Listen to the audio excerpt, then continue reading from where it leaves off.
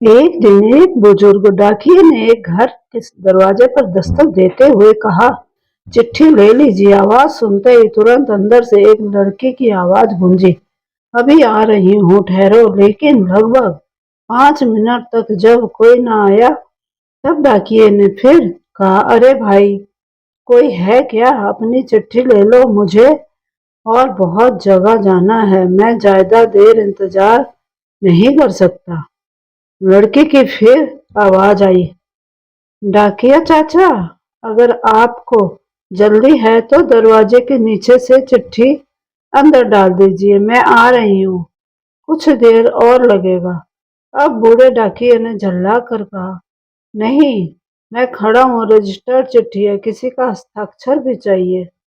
तकरीबन 10 मिनट बाद दरवाजा खुला। डाकिया इस देरी के लिए खूब झल्लाया हुआ तो था ही, अब उस लड़की पर चिल्लाने ही वाला था, लेकिन दरवाजा खुलते ही वो चौंक गया और उसकी आंखें खुली की खुली रह गई। उसका सारा गुस्सा पल भर में फुर हो गया। उसके सामने एक नन्ही सी अपाहिज कन्या, जिसके एक पैर नहीं थे, खड़ी थी। लड़की ने बेहद मासूमियत से डाकिये की तरफ अपना हाथ बढ़ाया और कहा, दो मेरी चिट्ठी। डाकिया चुपचाप डाक देकर और उसके हस्ताक्षर लेकर वहां से चला गया। वो अपाहिज लड़की अक्सर अपने घर में अकेली ही रहती थी। उसकी माँ इस दुनिया में नहीं थी और पिता कहीं बाहर नौकरी के सिलसिले में आते जाते रहते थे।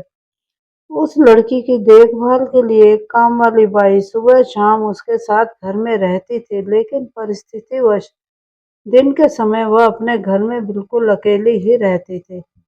समय निकलता गया। महीने 2 महीने में जब कभी उस लड़की के लिए कोई डाक आती, डाकिया एक आवाज देता और जब तक वह लड़की दरवाजे तक न आती, तब तक इत्मीनान से डाकिया दरवाजे पर खड़ा रहता। धीरे धीरे दिनों के बीच मेल जोल और भावनात्मक लगाव बढ़ता गया। एक दिन उस लड़की ने बहुत गौर से डाकिये को देखा तो उसने पाया कि डाकिये के पैर में जूते नहीं है। वह हमेशा नंगे पैर ही डाक देने आता था। बरसात का मौसम आया। फिर एक दिन जब डाकिया डाक देकर चला गया, तब उस लड़की ने जहां गीली मिट्टी में डाकिये के पांव के निशान बने थे, उन पर कागज रखकर उन पांवों का चित्र उतार लिया। अगले दिन उसने अपने यहाँ काम करने वाली बाई से उस नाप के जूते मंगवा कर घर में रख दिए।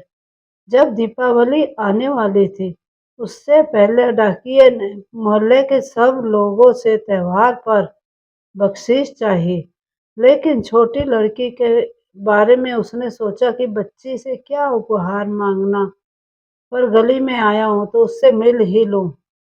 साथ ही साथ डाकिया यह भी सोचने लगा कि त्योहार के समय छोटी बच्ची से खाली हाथ मिलना ठीक नहीं रहेगा।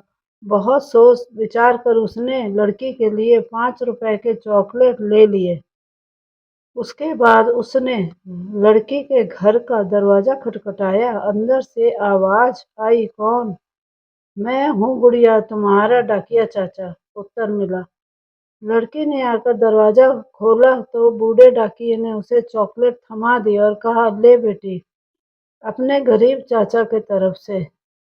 लड़की बहुत खुश हो गई और उसने उस देर डाकिये को वहीं इंतजार करने के लिए कहा।